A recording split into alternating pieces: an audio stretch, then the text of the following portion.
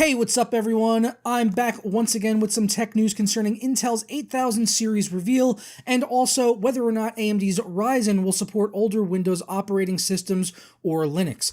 As always, all sources and links to the articles are in the description box below, and while you're down there, consider leaving us a like or subscribing if you're not already. But starting off with Intel, who has revealed plans for its upcoming 8000 series of CPUs, which promises up to 15% performance faster on its new i7 8700K versus the previous generation Kaby Lake i7 7700K. Now, obviously, if that was the case, it would be absolutely huge for Intel in terms of how it stacks up against Ryzen. Delivering a faster processor in what could only be a few months after Ryzen's launch would certainly be bad news bears for AMD. However, I'm a bit skeptical on these promised gains from Intel. As looking at their graphic, we can quickly see this 15% gain comes from running Sysmark, which in my opinion is not the most realistic representation of a standard use case scenario. The reason being is that it puts the full work of the benchmark on the CPU rather than delegating tasks to the video card or system memory like would happen in a real-world use scenario. Last year, AMD published a video which rather decisively showed that Sysmark would show a 40% or more performance delta on comparable parts from AMD, but when tested in actual desktop use in Windows, the performance delta was reduced to less than 10%.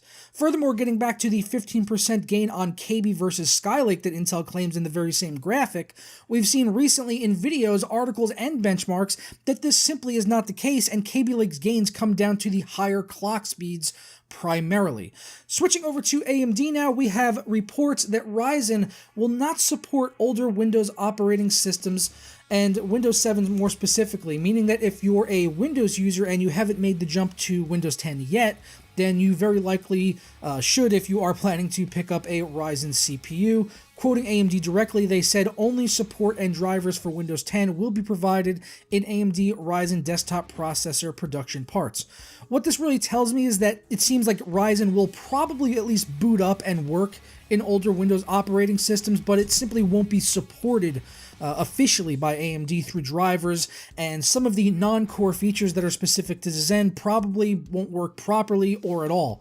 As we saw recently with Intel's Kaby Lake launch, the processors were certainly capable of working on older operating systems, even though Intel and Microsoft had claimed that Kaby Lake processor would only work on Windows 10, but we saw quickly that it's really just only, quote-unquote supported on Windows 10, but it will certainly work at least on older OSs. I've done some digging around and I couldn't find any official word yet on Linux support for Zen, but it seems that the community is rather optimistic and they are working on kernel patches that should have Linux ready for its release sometime in March.